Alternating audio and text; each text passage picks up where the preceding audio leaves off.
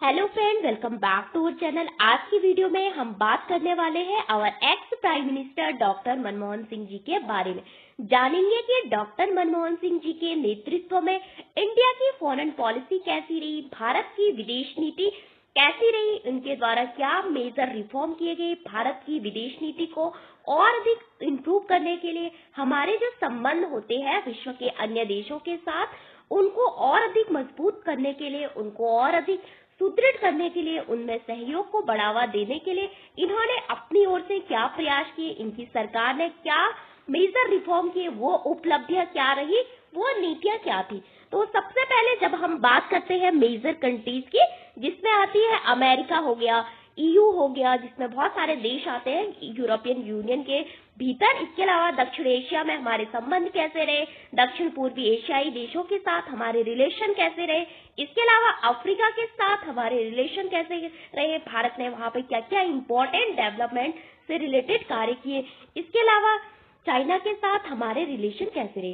तो जब हम बात करते हैं अमेरिका, तो 2000 तक हमारे जो संबंध थे काफी अच्छे नहीं थे, काफी कटु संबंध रहे हैं भारत और अमेरिका के। हम सभी जानते हैं कि जब कोल्ड वॉर चल रहा था आपका, कब से 1945 से 1991 तक आपका क्या चला, शीत युद्ध चला, कोल्ड वॉर चला।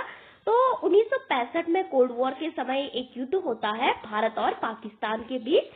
तो इस युद्ध में भी यूएस ने हमेशा किसको फेवर किया था, पाकिस्तान को फेवर किया था, क्योंकि पाकिस्तान जो था सीटो और सेंटो को ज्वाइन किया था, और जो यूएस था इंडिया से भी बोलता था कि आप सीटो और सेंटो को ज्वाइन कीजिए, लेकिन इंडिया ने मना किया कि हम आपका सीटो और सेंटो को ज्वाइन नहीं करेंगे, हम अपना नेम नाम से यानी गुट निरपेक्ष आंदोलन, हम यानी दो दो ध्रुवों से आपकी दूरी बना के रखेंगे, आप दोनों के बीच शांति को बढ़ावा देने का प्रयास करेंगे, तटस्थता का मार्ग अपनाएंगे, यानी जो कूटनीतिक था। तो यहाँ पे यूएस ने हमेशा पाकिस्तान को फेवर किया, इंडिया की बार बार आलोचना की कि आप पाकिस्तान के पे अटैक क्यों कर रहे हैं, आप पाकिस्तान के साथ युद्ध क्यों कर रहे हैं। तो वो बोला कि हम तो हमेशा पाकिस्तान का साथ देंगे। उसके बाद 1971 में आप सभी जानते होंगे कि क्या हुआ था, इलेक्शन हुआ था आपका पाकिस्तान में। तो पाकिस्तान के दो पार्ट थे, एक तरफ था पश्चिमी पाकिस्तान यानी वेस्ट जो पाकिस्तान था, दूसरी तरफ था आपका पूर्वी पाकिस्तान।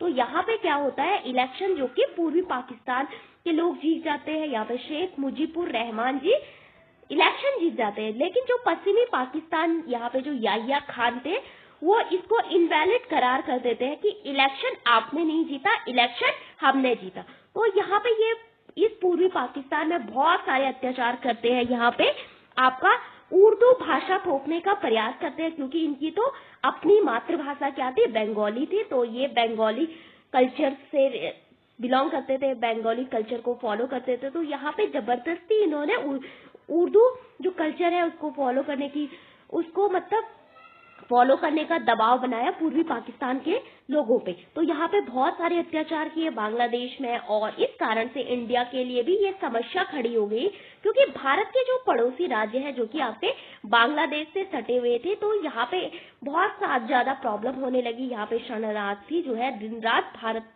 के बॉर्डर पे आने लगे, भारत आने लगे। तो भारत में बहुत सारे लोग पहले से थे और भी लोग बढ़ने लगे, तो इस कारण से खाद्यान्न की समस्या, बहुत सारी समस्या हो रही थी। तो प्राइम मिनिस्टर इंदिरा गांधी जी ने इस युद्ध में हस्तक्षेप किया।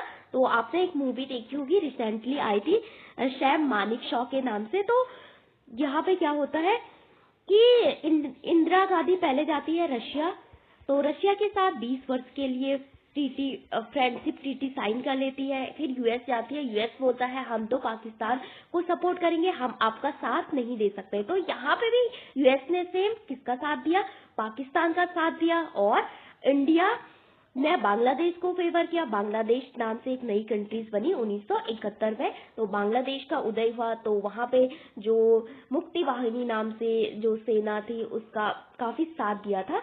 तो शेख मुजीबुर रहमान जो कि इंडिया को काफी अच्छा मानते थे, क्योंकि इंडिया ने उनको एक नई कंट्री के तौर पे मतलब पहचान दिलाई थी विश्व में।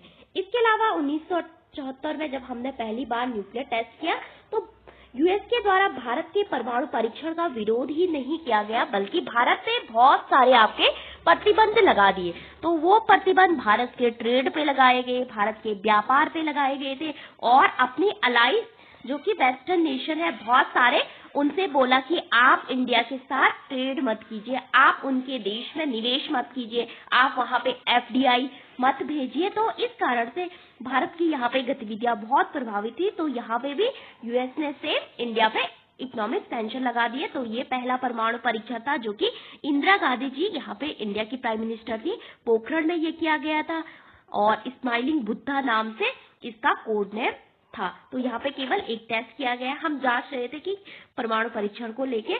तो फिर दूसरा परमाणु परीक्षण किया काम 1998 में। तो 1998 में यहाँ पे प्राइम मिनिस्टर कौन थे? अटल बिहारी वाजपेयी थे और ऑपरेशन शक्ति नाम से ये परमाणु परीक्षण किया गया था। 5 टेस्ट इसमें किए गए थे। 11 से 13 मई ये चला था। तो यहाँ पे भी अमेरिका ने सेम भारत पे बहुत सारे प्रतिबंध लगा दिए गए थे। अपनी अलाइंस को बोला कि आप इंडिया में निवेश मत कीजिए, वहां पे एफडीआई मत भेजिए, आप वहां पे अपनी कंपनियां मत भेजिए। इस तरह से भारत का व्यापार बहुत प्रभावित हुआ। तो 2000 तक हमारे जो संबंध थे काफी अच्छे नहीं रहे। फिर क्या होता है, आपने सुना होगा कि ओसामा बिन लादेन के द्वारा 2001 के अराउंड यूएस में अटैक किया गया था, 9/11 जिसको कहा जाता है आपका। तो वहां के ट्विन टावर हो गए, वर्ल्ड ट्रेड सेक्टर हो गया, इसके अलावा पेंटागन हो गया, उससे बहुत अटैक किया, मतलब काफी अटैक किए गए थे। वर्ल्ड ट्रेड सेक्टर के अंदर से इन्होंने पूरा जहाज को बाहर निकल दिया था। तो बहुत सारे लोग वहां पे मरे थे। तो इस कारण से यूएस ने पूरी दुनिया से बोला कि आप मेरे साथ हैं या आतंकवाद के साथ है। तो यहाँ पे यूएस का या तो आप मेरे साथ हो या तो आतंकवाद के साथ हो। तो इससे पहले पाकिस्तान जो भारत में आतंकवादी गतिविधियां करता था, तो यूएस को लगता था ये मजाक है, मतलब ये एक तरह से कुछ नहीं है, ये खाली अफवाह है। जब सच में यूएस पे अटैक हुआ तब यूएस को पता चला कि आतंकवादी घटनाएं क्या होती है। तब से इन्होंने आतंकवाद के ऊपर कार्य करना शुरू किया। इस कारण से बाद में इन्होंने इंडिया के साथ स्ट्रैटेजिक पार्टनरशिप भी शामिल की। इंडिया हमेशा कहता था कि हम इसलिए परमाणु परीक्षण कर रहे हैं कि हम 2 फ्रंट वॉर में आपके लड़ रहे हैं। एक तरफ है हमारा चाइना, दूसरी तरफ है पाकिस्तान। चाइना जो है निरंतर पाकिस्तान को सपोर्ट करता है। हमारे पास चाइना के पास तो परमाणु बम पहले से ही है, हमारे पास तो परमाणु बम भी नहीं है। तो हम कैसे डिटरेंस, आपने सुना होगा एक शब्द कि डिटरेंस क्रिएट करना, मतलब किसी को डराने के लिए अपने पास कुछ हथियार रखना जिससे कि दूसरा आप पे अटैक न करे। तो इंडिया का सेम यही पर्पस था कि हमें अपने पास हथियार इसलिए रखने हैं। तो इंडिया की न्यूक्लियर डॉक्ट्रिन आपको पता ही होगी, हमने 2003 में लॉन्च की थी। तो जहां पे इंडिया साफ कहता है कि हमें जो हमारे परमाणु बम है उसका प्रयोग हम पहले किसी पे नहीं करेंगे। तो भारत की पॉलिसी है नो फर्स्ट यूज, पहले प्रयोग की नहीं। तो हम किसी पे भी पहले प्रयोग नहीं करेंगे। इसको एक उदाहरण से समझते हैं। 1971 में क्या हुआ, भारत और पाकिस्तान के बीच युद्ध चल रहा था। तो यहाँ पे इंदिरा गांधी जी कहती है शेख सैम मानेकशॉ से कि अगर हम पहले अटैक नहीं कर सकते हैं, लेकिन अगर पाकिस्तान हम पे अटैक करता है तो हम उसका जवाब इतनी बेहतरी से देंगे कि दूसरी बार वो अटैक करने की सोचे भी नहीं। तो इंडिया की सेम यही है कि हम पहले तो किसी पे प्रयोग नहीं करेंगे, लेकिन जो हम पे प्रयोग करेगा हम उसको छोड़ेंगे भी नहीं। तो इस तरह से हमारी जो न्यूक्लियर पॉलिसी है वो काम करती है। उसके बाद यूरोपियन यूनियन के साथ हमने फिर एफटीए साइन किया। इसके अलावा आसियान देशों के साथ भी हमने एफटीए किया। ओके, तो ये काफी इंपॉर्टेंट है, इसको जानते थे। अब जानते हैं डॉक्टर मनमोहन सिंह जी के बारे में। हम सभी जानते हैं कि डॉक्टर मनमोहन सिंह जी, इनको एक राजनीतिज्ञ के तौर पे बहुत कम जाना जाता है। तो इनको सबसे ज्यादा किस लिए जाना जाता है? इनको जाना जाता है एक प्रसिद्ध और विख्यात अर्थशास्त्री के रूप में, इनको हमेशा याद किया जाता है। तो ये एक प्रसिद्ध अर्थशास्त्री थे, एक विख्यात अर्थशास्त्री थे। इसके अलावा 2 बार भारत के प्राइम मिनिस्टर भी रहे। कब से? एक बार 2004 से 2009 तक, जिसको यूपीए 1 कहा जाता है, जिसमें कि यूपीए जो कि कांग्रेस और बहुत सारे दलों का संगठन है, जैसे एनडीए जो कि बीजेपी और बहुत सारे दलों का संगठन है। तो वैसे ही यूपीए 1 2004 से 2009 तक। इसके बाद आता है 2009 से आपका 2014 तक। तो 2 बार इन्होंने भारत की सेवा की, भारत के प्राइम मिनिस्टर के रूप में कार्य किया। इसके अलावा इनको भारत के पहले सिख प्रधानमंत्री के तौर पे भी इनको जाना जाता है।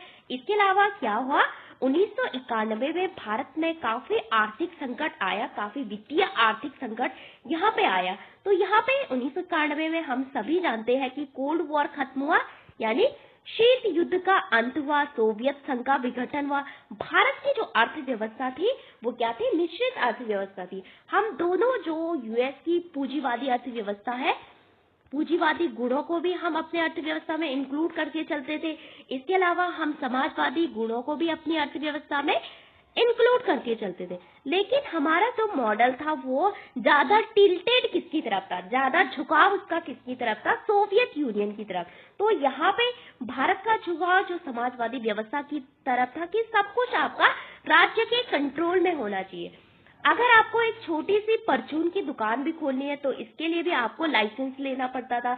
आपको कुछ भी करना है तो सरकार के पास जाना, आपको लाइसेंस बनाना, जिसमें कि काफी टाइम लगता था। तो यहीं पे पूरे तरह से आपका गवर्नमेंट का कंट्रोल हुआ करता था। तो सरकार सब उद्योगों को अपने पास रखती थी, निजी क्षेत्र की कोई भागीदारी नहीं थी। तो इस कारण से भारत में बहुत सारा वित्तीय संकट आया जैसे ही सोवियत संघ का विघटन हुआ, क्योंकि समाजवादी मॉडल जो है आपका फेल हो गया था।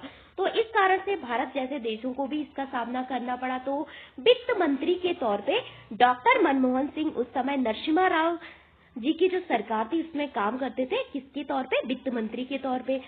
और इन्होंने भारत सरकार से मतलब अपनी गवर्नमेंट से कहा कि हमें अपने देश में क्या करने चाहिए? आपके आर्थिक सुधार करने चाहिए। तो हमें भी अपने देश में जो हमारी अर्थव्यवस्था है उसको ओपन करना चाहिए, उसको सभी देशों के लिए आपका खोलना चाहिए, जिसमें कि एफडीआई आ सके, बाहर से निवेश आ सके, बाहर से बहुत सारी कंपनियां हमारे देश में क्या कर सके? निवेश कर सके।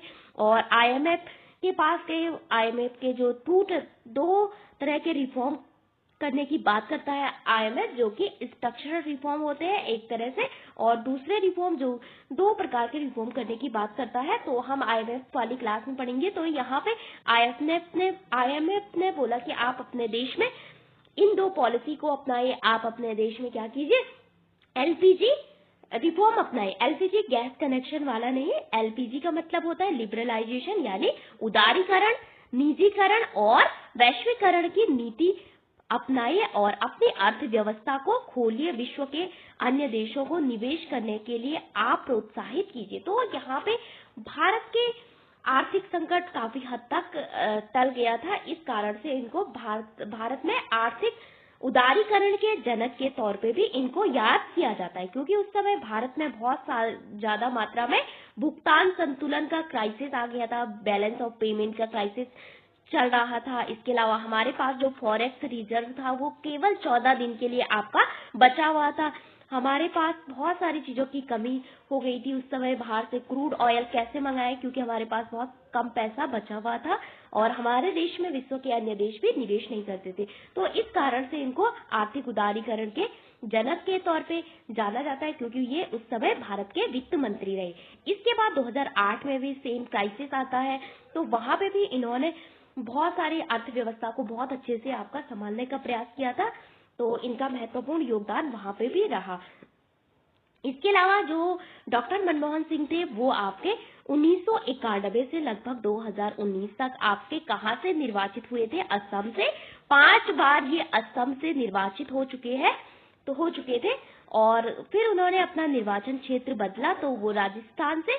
अभी पूछा गया था यूजीसी नेट के एग्जाम में कि पीवी नरसिम्हा राव का निर्वाचित क्षेत्र कहाँ था। तो हो सकता है कि पूछा जाए कि डॉक्टर मनमोहन सिंह जी के जो निर्वाचन क्षेत्र था वो पहले कहाँ था और फिर कहा था। तो ये मेनली कहाँ से आते थे? आपके राज्यसभा से थे। जैसे इंदिरा गांधी हो गई, बहुत सारे जो प्रधानमंत्री थे आपके राज्यसभा से प्राइम मिनिस्टर बने थे, राज्यसभा के सदस्य हुआ करते थे। वैसे ही डॉक्टर मनमोहन सिंह भी आपके राज्यसभा के सदस्य थे। इसके अलावा मतलब सांसद थे, राज्यसभा से आते थे। इसके अलावा ये योजना आयोग के उपाध्यक्ष भी रहे। इसके अलावा अध्यक्ष तो रहे ही होंगे 2 बार, जब प्राइम मिनिस्टर योजना आयोग का अध्यक्ष होता है। योजना आयोग हम सभी जानते हैं कि 1950 में बना था। इसके अध्यक्ष जैसे ही प्राइम मिनिस्टर बनता है तो वैसे ही वो योजना आयोग के अध्यक्ष भी बन जाते हैं। तो पंचवर्षीय योजना भारत में लागू करता था, लेकिन 2014 में हमने पंचवर्षीय योजना को खत्म करके नीति आयोग लाया, जो कि 5 वर्ष में नहीं बल्कि अब 1 वर्ष में हमें अपने देश की क्या करनी है, पॉलिसी बनानी है। तो ये काफी इम्पोर्टेंट है। अब हम जानते हैं कि डॉक्टर मनमोहन सिंह जी ने इंटरनेशनल लेवल पे उनके मेजर अचीवमेंट क्या रहे, नेशनल लेवल पे उनके मेजर अचीवमेंट क्या रहे। तो इंटरनेशनल लेवल पे हम जब बात करते हैं तो हमने सबसे मेजर अचीवमेंट क्या रहा, यूएस के साथ हमारे जो संबंध थे वो अच्छे होने लगे थे। हमने यहाँ पे स्ट्रैटेजिक पार्टनरशिप आपकी यूएस के साथ साइन की, आपका सिविल न्यूक्लियर डील साइन किया। तो अब यूएस अमेरिका को समझ आ गया था कि भारत एक बहुत ही जिम्मेदार देश है जो कि कभी भी परमाणु हथियारों का प्रयोग किसी देश को नुकसान पहुंचाने के लिए नहीं करेगा।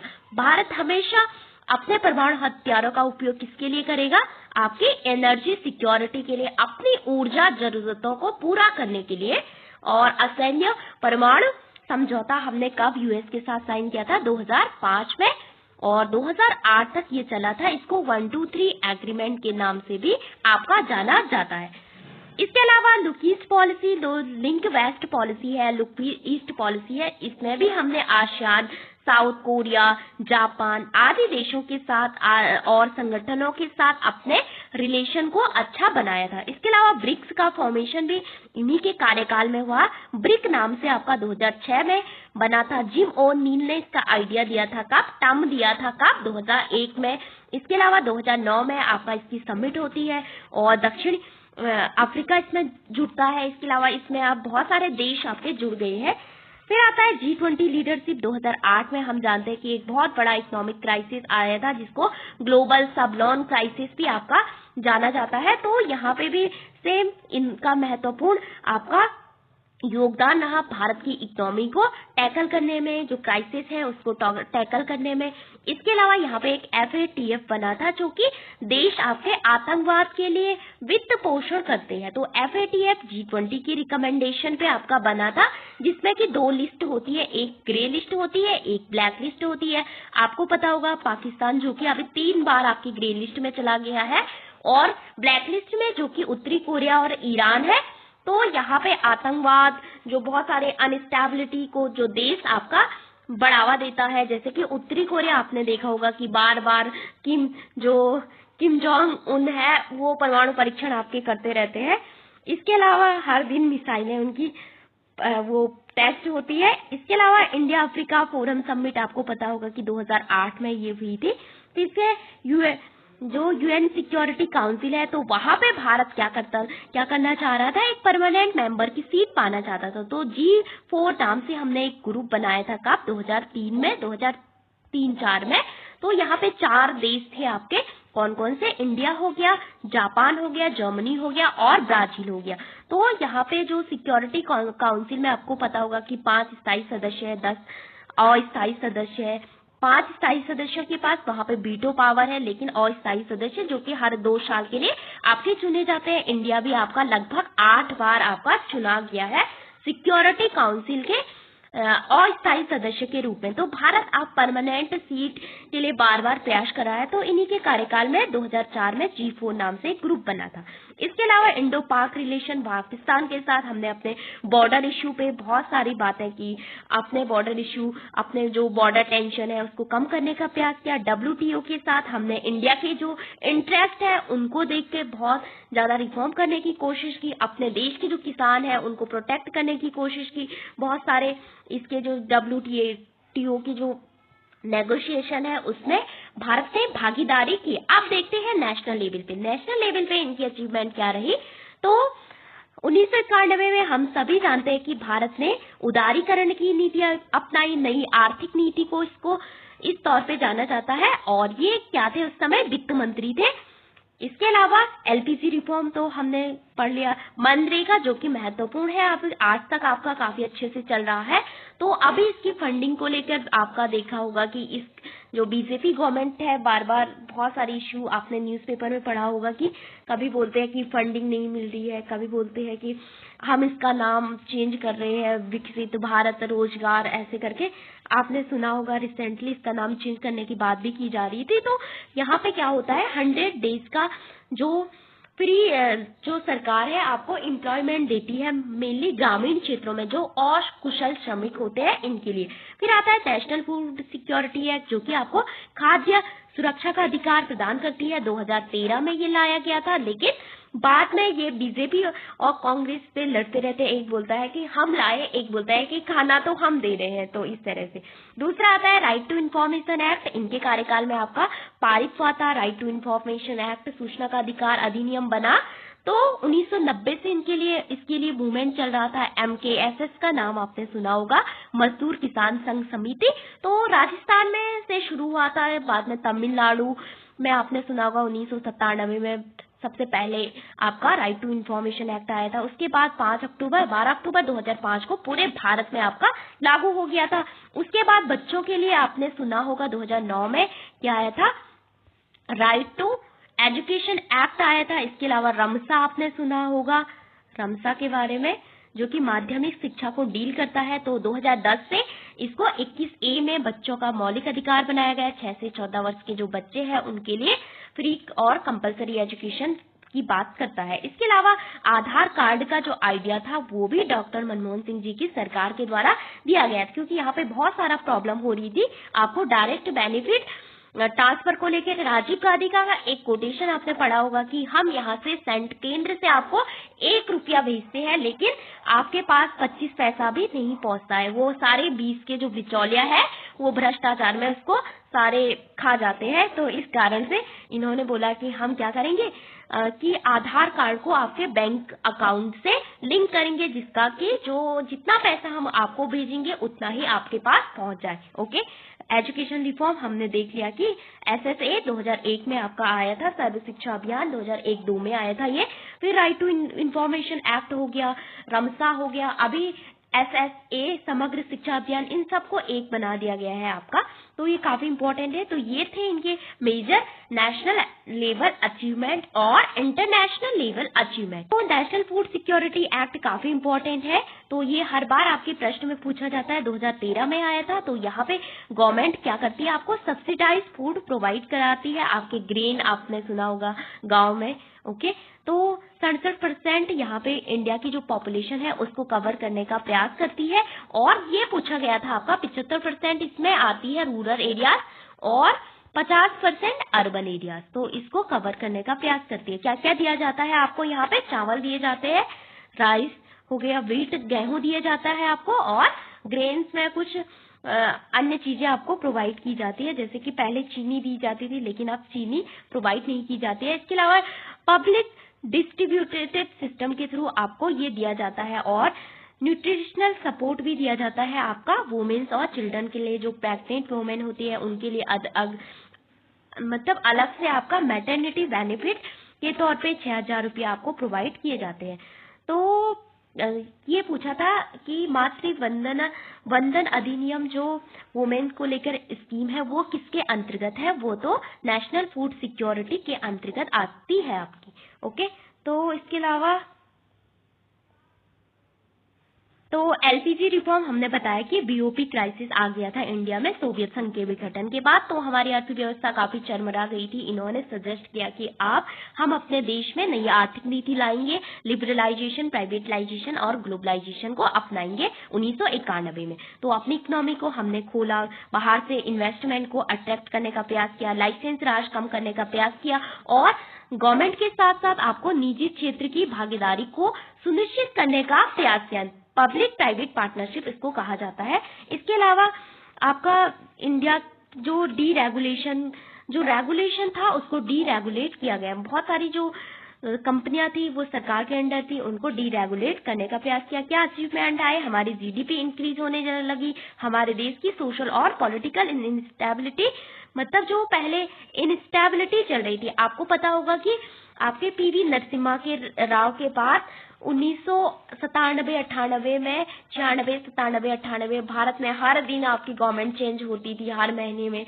तो वहां पे कभी गठबंधन सरकार, कभी किसके साथ, तो पॉलिटिकल इनस्टेबिलिटी थी हमारी कंट्री में। तो यहाँ पे जो पॉलिटिकल स्टेबिलिटी आपकी मजबूत होने लगी। इसके बाद इन्फ्लेशन जो था, महंगाई जो है कम होने लगी। काफी इंपॉर्टेंट अचीवमेंट ये रही है। ओके, फिर अन्य चीजें बात करते हैं कि US के साथ हमने न्यूक्लियर सिविल डील की थी कब? 2005 में, 2008 तक आपकी चली। तो यहाँ पे न्यूक्लियर एनर्जी को लेकर कि हम अब न्यूक्लियर एनर्जी का क्या करेंगे? पीसफुल उपयोग करेंगे। हम परमाणु बम नहीं बनाएंगे बल्कि अपने देश की ऊर्जा जरूरतों को पूरा करेंगे। ओके, तो ये काफी इंपॉर्टेंट था स्ट्रैटेजिक पार्टनरशिप, जो कि 2010 में यूएस के साथ आपकी साइन हुई है। तो ये हमने जान लिया कि इनका जीवन परिचय के बारे में, कि 2 बार भारत के प्राइम मिनिस्टर रहे, आरबीआई के गवर्नर भी रहे, योजना आयोग के अध्यक्ष भी रहे और उपाध्यक्ष भी रहे। अध्यक्ष तो प्रधानमंत्री वैसे होते ही है, लेकिन उपाध्यक्ष भी डॉक्टर मनमोहन सिंह रहे हैं। इसके अलावा आरबीआई के गवर्नर भी ये रहे हैं। तो इनका महत्वपूर्ण कॉन्ट्रीब्यूशन रहा भारत में। फिर देख लेते हैं कि इनके कार्यकाल में आपका ब्रिक्स नाम से एक संगठन बना था, जिसमें ब्राजील हो गया, रशिया हो गया, इंडिया हो गया, चाइना हो गया। तो ब्रिक बना था पहले, बाद में आपका साउथ अफ्रीका इसमें ज्वाइन होता है, तो ये ब्रिक्स बन जाता है। तो ब्रिक से ब्रिक, इनका जो पहला अक्षर है, ब्रिक का जो फुल फॉर्म है हर देश के पहले अक्षर पे है। तो पहली समिट हुई थी 2009 में, साउथ अफ्रीका ने ज्वाइन किया था 2009 में। 10 में तो 9 में बोला था कि हम ज्वाइन करेंगे, लेकिन 2010 में आपका पूरी तरह से ज्वाइन किया। इसके अलावा ब्रिक्स की इस साल समिट भारत में होने वाली है। भारत के द्वारा इसका लोगो, चिन्ह सब कुछ लॉन्च किया गया है अभी। तो आपको पता ही होगा कि यहाँ पे ब्रिक का मीनिंग तो यही है आपका, कि हर देश के पहले अक्षर से ये शुरू होता है। अब ब्रिक्स प्लस बन गया है। अब बोला कि हम नेम वही रखेंगे, लेकिन बहुत सारी कंट्रीज इसमें जुड़ती गई। अब इसमें 11 के अराउंड आपके देश हो गए हैं। इनका एक बैंक भी है एनडीबी, जो कि आईएमएफ और विश्व बैंक का अल्टरनेटिव के रूप में आपका कार्य करता है। विश्व की 50% जनसंख्या को सपोर्ट करता है, यानी यहाँ पे 40 लिखा है, लेकिन इसकी ऑफिशियल वेबसाइट पे आपका 50% जनसंख्या 49.9%। ओके, तो लगभग 50% जनसंख्या को आपका रिप्रेजेंट करता है कौन? ब्रिक्स। इसके अलावा ईयू के साथ हमारे संबंध बहुत अच्छे रहे इनके कार्यकाल में। हमने ईयू के जो 27 सदस्य देश हैं उनके साथ क्या क्या, उस समय तो 28 थे, उस समय ब्रिटेन भी इसमें था, लेकिन ब्रेक्जिट के थ्रू ब्रिटेन अभी बाहर निकल चुका है और ये मैस्ट्रिक्ट ट्रीटी के थ्रू आपकी बनी थी। तो यहाँ पे अभी भी हमने इस साल भी ईयू के साथ आपका फ्री ट्रेड एग्रीमेंट किया 27 देशों के साथ, 27 जनवरी को, काफी इंपॉर्टेंट था। तो इनके कार्यकाल में हमने 2004 में ईयू के साथ स्ट्रैटेजिक पार्टनरशिप साइन किया था। ओके, और दक्षिण पूर्व एशिया देशों के साथ हमारे जो संबंध थे इनके कार्यकाल में काफी अच्छे रहे, जो कि आपका जापान हो गया, और इसके अलावा आसियान कंट्रीज तो होगी, इसके अलावा दक्षिण कोरिया हो गए, इनके साथ भी अपने संबंधों को आपका बढ़ावा दिया था। 2005 में ईस्ट एशिया समिट दिल्ली होने लगी, भारत को वहां पे इन्वाइट किया जाने लगा। 2010 में आसियान के साथ हमने एफटीए साइन किया। 2012 में आसियान के साथ हमने स्ट्रैटेजिक पार्टनरशिप भी साइन की। फिर है आपका लुक वेस्ट पॉलिसी और link west policy. Look west policy इन्होंने लाई थी 2005 में, अभी मोदी जी ने इसका नाम चेंज कर दिया लिंक। ये कहते थे कि लुक वेस्ट, हम पश्चिम को देखेंगे, मतलब वहां की तरफ देखने का प्रयास करेंगे। इन्होंने बोला कि अब हम देखेंगे नहीं, देखने का समय अब खत्म हो चुका है, अब हम उसको क्या करेंगे, लिंक करेंगे। किसको? मिडिल ईस्ट हो गया, गल्फ कंट्रीज हो गई, और जिससे कि हमारी जो है एनर्जी जरूरतें यहाँ पे पूरी हो सके और हमारे डिफेंस और सिक्योरिटी टाइज मजबूत हो सके। क्योंकि हमारे देश के बहुत सारे डायस्पोरा कहाँ पे रहते हैं? साउथ, यहाँ पे आपके जो सऊदी अरेबिया हो गया, दुबई हो गया, जो ये आपकी गल्फ कंट्रीज है वहां पे रहते हैं। तो भारत में सबसे ज्यादा जो पैसे भेजते हैं वहीं से आपका आता है। ओके, तो इसके अलावा इनका क्या था कि फोकस ऑन ईस्ट एशिया और एशिया पैसिफिक पे था, लेकिन अब इसको मिडिल ईस्ट पे आपका ज्यादा से ज्यादा ध्यान दिया जाने लगा। इसके अलावा भारत यहाँ पे एससीओ का पर्यवेक्षक देश भी आपका डॉक्टर मनमोहन सिंह जी के कार्यकाल में बना था। पर्यवेक्षक मतलब ऑब्जर्वर मेंबर बने थे हम कब? 2005 में। एससीओ जो कि 2001 में बना था, और अभी 11 देशों का संगठन है, जिसमें चाइना, रशिया और अभी बहुत सारे देश इसमें आपके ऐड हो चुके हैं। तो भारत और पाकिस्तान ने इसको ऑफिशियली ज्वाइन किया था कब? 2017 में, मोदी जी के कार्यकाल में। ये काफी इंपॉर्टेंट अचीवमेंट थी भारत के लिए, क्योंकि हमारी जो एनर्जी सिक्योरिटी थी वो आपकी सेंट्रल एशिया से काफी कनेक्ट करती है, इसलिए हमने सेंट्रल एशिया कंट्री के साथ भी बाद में अपने टाइज को मजबूत करने का प्रयास किया, जो कि पहले रशिया का पार्ट हुआ करती थी। ओके, इसके अलावा मनरेगा जो कि नेशनल लेवल पे काफी अच्छी मतलब एक स्कीम थी जो कि ग्रामीण क्षेत्रों में जो बेरोजगार लोग हैं उनके लिए एम्प्लॉयमेंट प्रोवाइड करने का काम करती है। ओके, तो ये काफी अच्छी थी, आपको 100 डेज वर्क की गारंटी देती है, आपको बेस एम्प्लॉयमेंट आपको दिया जाता है। ओके, आपके घर से कुछ दूरी पे। तो यहाँ पे बहुत सारी पॉपुलेशन को इसके अंदर आपके कवर करती थी, मेनली रूरल एरियाज में। वहाँ पे सोशल सिक्योरिटी आपको प्रोवाइड कराती थी, वहाँ पे आपको एम्प्लॉयमेंट प्रोवाइड करती थी जिससे कि आप बेरोजगार ना रह सके। लेकिन अब इसका फंडिंग जो है आपने देखा होगा लगातार जो है कम होता जा रहा है और इसका नाम भी चेंज करने की बात अभी कही जा रही है। ओके, और अमेरिका के उस समय राष्ट्रपति कौन थे ये आपको बताना है। जब हमने अमेरिका के साथ आपकी न्यूक्लियर डील साइन की थी, तो ये काफी इंपॉर्टेंट है। 2005 में प्रोसेस शुरू हो गई थी, 2006 2008 में यूएस की जो कांग्रेस है वहां पे संसद है उसने अप्रूव किया। इसके अलावा 2008 में आईईए आपने सुना होगा, एटॉमिक एनर्जी एजेंसी है जो कि परमाणु ऊर्जा के शांतिपूर्ण उपयोग को बढ़ावा देती है। 1957 में बनी थी, इसको आपका पीस प्राइज भी दिया गया था। काफी इंपॉर्टेंट है ये, काफी बार आपकी पूछी जाती है। एनएसजी जिसमें कि भारत अभी जुड़ने की कोशिश कर रहा था, 1974 में भारत के परमाणु परीक्षण करने के बाद बनी थी, लेकिन चाइना बोलता है, हमेशा वीटो कर देता है, बोलता है कि पहले आप एनपीटी साइन करके आइए तभी हम आपको इसमें प्रवेश कराएंगे। ओके, तो काफी इंपॉर्टेंट है ये। तो ये हमारे देश में क्या करती है, एनर्जी जरूरतों को पूरा करने का प्रयास करती है, हमारी इकोनॉमी को बूस्ट करने का प्रयास करती है, ग्लोबल रिकॉग्निशन मिलता है यहाँ पे भारत को जब हम यूएस के साथ India US civil nuclear deal आपका साइन करते हैं। बहुत सारे देश यूएस से प्रभावित होकर, जैसे फ्रांस है हमारे साथ, यूएस जो फ्रांस है वो भी क्या करता है, न्यूक्लियर डील साइन करता है कब, 2008 में। तो ये इनके फॉरेन लेवल पे अचीवमेंट रहे। यूएस के साथ हमारा एग्रीमेंट हुआ, उसके अलावा look west policy, link west policy को लेके जापान जैसे देशों के साथ एफटीए हुआ, साउथ कोरिया, मलेशिया, इन देशों के साथ। इसके अलावा पाकिस्तान के साथ भी बॉर्डर टॉक पे लगातार आपकी क्या हो रही थी, बातें चल रही थी। ब्रिक्स का फॉर्मेशन हुआ 2006 में, 2009 में पहली समिट हुई, India Africa forum summit, strategic partnership किया यूईयू के साथ, डिप्लोमेसी गल्फ कंट्रीज को लेकर वहां पे जो इन्हांस करना अपने टाइज को, एनर्जी कॉपरेशन को बढ़ावा देने के लिए। रशिया के साथ भी हमने अपने संबंध मजबूत किए।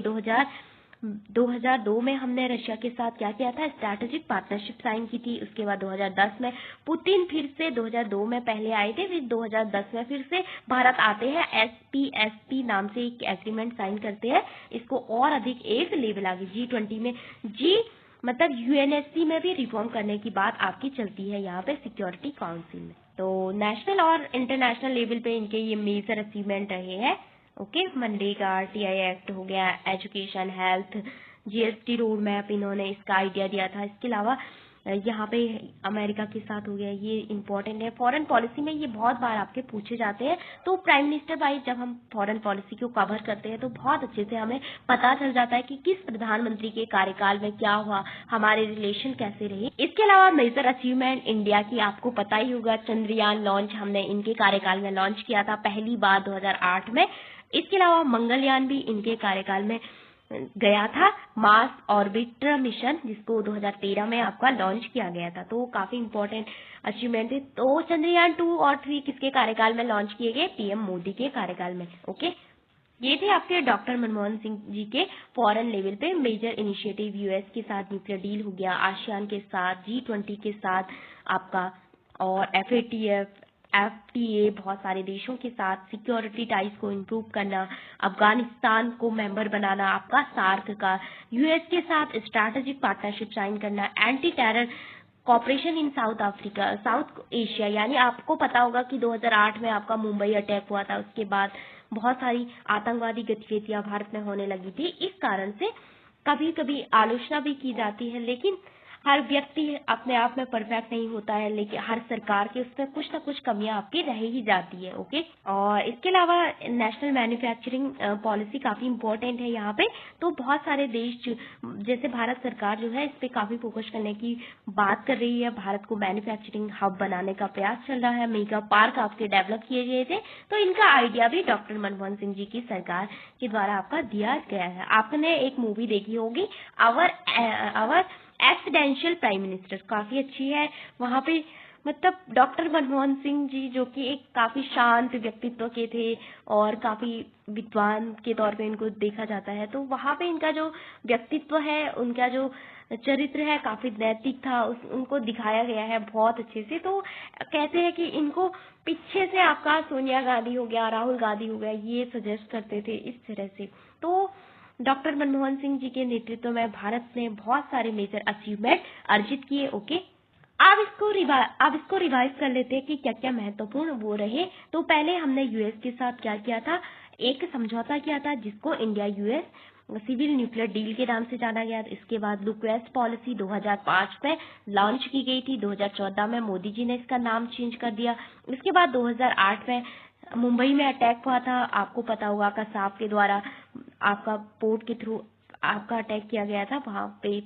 ओके, तो इसके अलावा आपका ये न्यूक्लियर सिविल डील काफी इम्पोर्टेंट है और 2008 में आपकी फाइनलाइज हुई थी चाइना के साथ। 2008 में मनमोहन सिंह जी चाइना गए थे। तो प्रश्न पूछा गया था यूजीसी नेट में पिछली बार की, मनमोहन सिंह जी कब चाइना गए थे, तो 2008 में ये चाइना गए थे। इसके अलावा फर्स्ट इंडिया अफ्रीका समिट कब हुई थी, 2008 में हुई थी। और 2010 में हमने आसियान के साथ अपने ट्रेड को इम्प्रूव किया था। इसके अलावा 2012 में हम आसियान के साथ स्ट्रैटेजिक पार्टनरशिप के पार्टनर बने। ओके, तो ये था इनके मेजर अचीवमेंट।